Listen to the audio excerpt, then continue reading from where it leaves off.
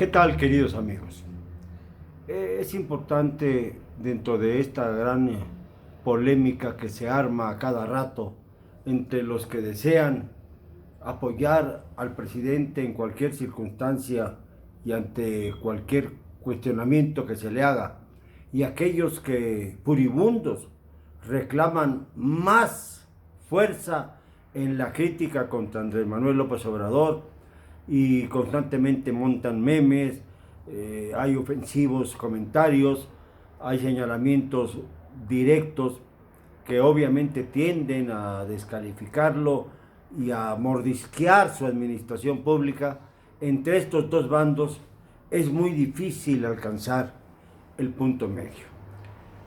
Yo lo he intentado sin suerte, porque a veces cuestiono algunos hechos del presidente López Obrador y por supuesto soy recipiendario de las críticas de quienes quieren acabar con él y viceversa.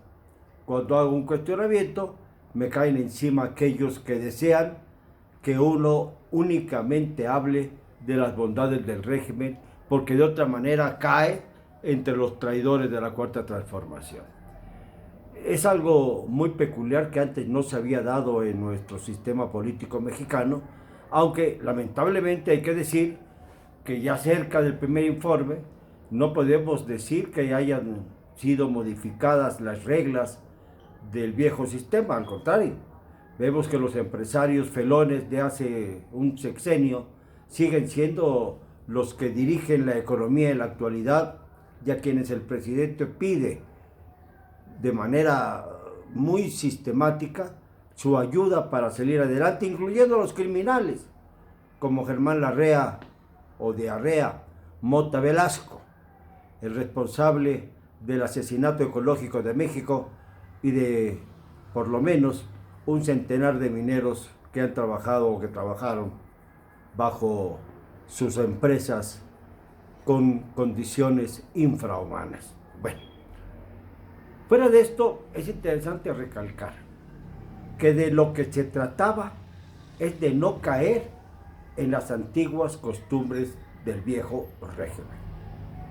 De lo que se trataba era dejar atrás el pasado y comenzar a construir el presente. Esto lo digo específicamente porque hay algunos que insisten constantemente en decir, para salvaguardar al régimen actual, que de una manera u otra somos injustos porque no vemos el daño brutal que causó Calderón, o la miseria humana que nos legó Peña Nieto, o las torpezas infinitas con todo y sus chascarrillos de Vicente Fox, ni el neoliberalismo de Salinas o de Zedillo. Y yo trato de contestarles, bueno, ¿estamos en el presente o queremos seguir viendo hacia el pasado? Porque si estamos en el presente tenemos la obligación, sí, la obligación de seguir cuestionando aquello que nos parece que se parece demasiado a lo de atrás. Si hay símiles entre el presente, el ahora y el pasado lastimoso que ha vivido México, esto no es con afán de molestar a nadie, no es tampoco con afán de comparar, es con el afán de decir, bueno, se nos prometió un cambio, pero a fondo, del sistema político mexicano y no lo hemos visto. Entonces comienzan las especulaciones. Es que no ha habido tiempo suficiente, dicen. Y yo recuerdo que el 1 de septiembre del año pasado, faltan muy pocos días para cumplirse un año, tomó posesión el Congreso morenista, el más cómodo que ha tenido un presidente desde la época lejana de Zedillo, que perdió esta mayoría en el Congreso en 1997. Es decir, estamos hablando de 22 años. Y no queremos regresar a ese escenario. Queremos que con esta cómoda mayoría morenista que hace un año se instaló, se mantenga clara la dirección del México del porvenir. De eso se trata la Cuarta Transformación. no de medir sus acciones respecto a lo que no hicieron o hicieron muy mal las antiguas administraciones. Esta comparación no vale. Lo que vale es el análisis puntual de si hemos alcanzado con este nuevo régimen las expectativas que nos habíamos trazado para este primer año de administración.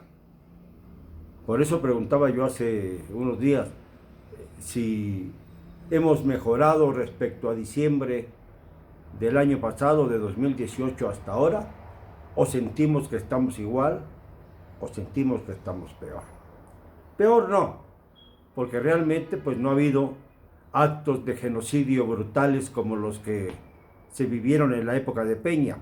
Pero sí, por ejemplo, hubo un doloroso acontecimiento en Tlahuelilpan, Hidalgo, cuando un ducto de Pemex estalló y murieron 135 personas precisamente por la negligencia de aquellos brutos, diría yo, que tratan de extraer gasolina a mansalva.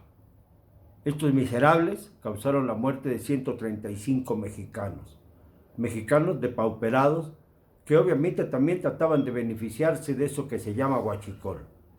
Y hasta la fecha no hay culpables señalados con puntualidad. Hasta la fecha no se habla de este incidente como el más grave que se ha vivido a través de estos primeros meses de administración de Andrés Manuel López Obrador, como tampoco se cuentan los 13 asesinatos ya de periodistas desde que arrancó en diciembre la administración de López Obrador. No es que estemos señalando que él es el culpable, entiéndanlo aquellos que tienen cerebro de piedra. Estamos señalando que todas las medidas precautorias que supuestamente se han tomado no han sido suficientes para frenar el odio contra los periodistas causado, eso sí, por el clima de linchamiento que se ha creado desde el gobierno federal. Eso sí. No culpabilidades torpes, yo no pienso que Andrés Manuel esté cazando periodistas, pero sí está produciendo el escenario del odio, que permite que cualquiera se sienta con derecho de vulnerar la libertad de expresión, acallando las voces de los colegas nuestros.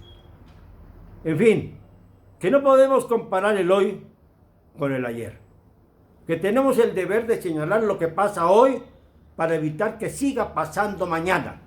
Esto sí, hay que prevenir lo que está pasando hoy para que el futuro sea mejor. No estar constantemente comparando a este régimen con el pasado, porque obviamente sale ganando. Porque lo que pasó en el pasado fue brutal, pero que no sea pretexto, que no sea justificación de aquellos desvíos del gobierno actual. Que no nos digan, bueno, a pesar de todos los pesares, el hecho de que el presidente diga o actúe de tal o cual manera es bastante mejor que lo que hacía Peña Nieto. Esto lo podía haber hecho también un niño de preprimaria. Cualquiera de los mexicanos hubiera podido actuar de manera distinta a como lo hizo el señor Peña Nieto, que sigue además bajo la impunidad. Lo mismo que Calderón, lo mismo que Fox, lo mismo que Zedillo, lo mismo que Salinas. Y lo mismo también que Echeverría, aunque ya no pueda rendir cuentas ante la justicia por su ancianidad. No comparemos hacia el pasado. Planteemos el presente en términos de futuro. Y entonces entenderemos por qué los periodistas tenemos la obligación de hablar en voz alta. Digámoslo sí, hoy y siempre, con cero cobardía.